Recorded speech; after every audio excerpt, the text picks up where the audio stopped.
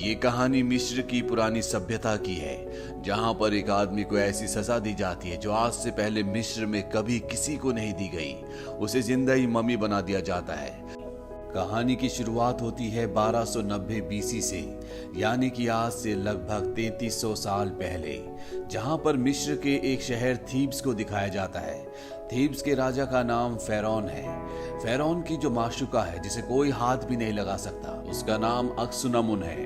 अक्सुनमुन राजा फेरौन से प्यार नहीं करती, बल्कि वो उसके प्रीस्ट से, जिसका नाम इमोटेप है, उससे बहुत प्यार करती है। इमोटेप के पास कई जादुई शक्तियां हैं। इन्हीं शक्तियों में से एक शक्ति से वो मुर्दों की दुनिया से आत्मा को बुलाकर इंसान को जिंदा कर सकता है। इमोटेप जब राजा फेरौन की माशुका अक्सुनमुन से मिलने के लिए आता है, उसी वक्त वहां पर राजा फेरौन भी आ जाते हैं और इन दोनों को रंगे हाथों पकड़ लेते हैं। पर ये दोनों मिलकर राजा फेरौन का कत्ल कर देते हैं। पर इससे पहले कि राजा फेरौन के गार्ड अंदर आते, अक्सुनमुन इमोटेप को कहते कि तुम यहाँ से चले जाओ, क्योंकि तुम ही हो जो मुझे जिंदा कर सकते हो। पादरी इमोटेप के लोग उसे वहां से ले जाते हैं और अक्सुनमुन अपने आप को मार देती है, क्योंकि वो जानती है इमोटेप उसे जिंदा कर सकता है, और वो ऐसा करता भी है।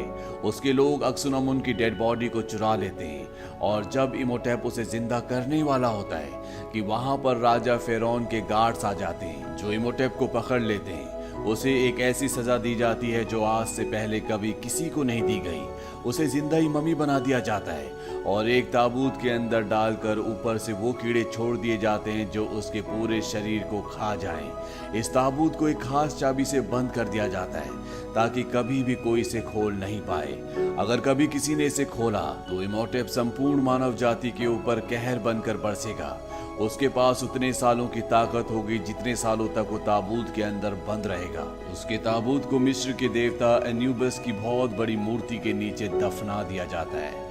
कई 100 साल गुजर जाते हैं और वो मूर्ति, जो किसी जमाने में बहुत ऊंची हुआ करती थी, अब वो बहुत छोटी रह गई, क्योंकि पूरा का पूरा शहर जमीन के नीचे दफन हो चुका है। यहाँ पर देश विदेश के लोग इस जमीन के लिए लड़ते रहते हैं। वो इस बात से बेखबर है कि इसी जमीन के नीचे शैतानी शक्तियां आज भी सांस लेती है। यहाँ पर फ्रेंच आर्मी के एक सोल्जर को दिखाया जाता है जो कि अमेरिकन है।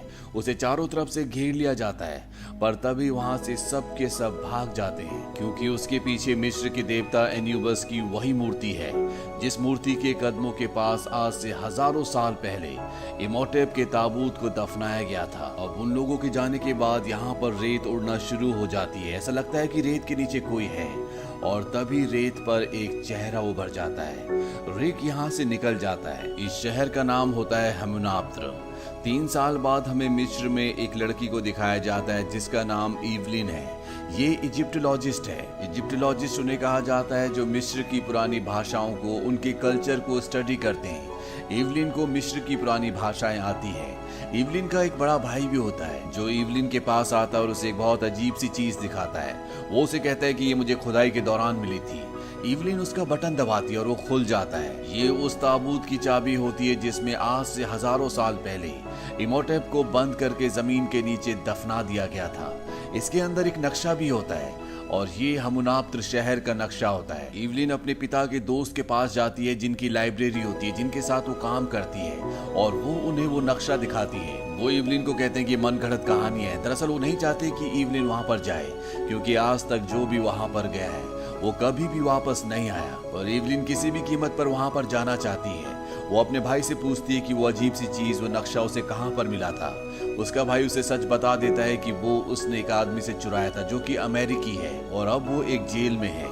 ईवलिन और उसका बड़ा भाई उस जेल में आते हैं जहां पर वो कैदी होता है, और ये कैदी रिक होता है जो आज से 3 साल पहले एन्यूबियस की मूर्ति के आगे खड़ा था।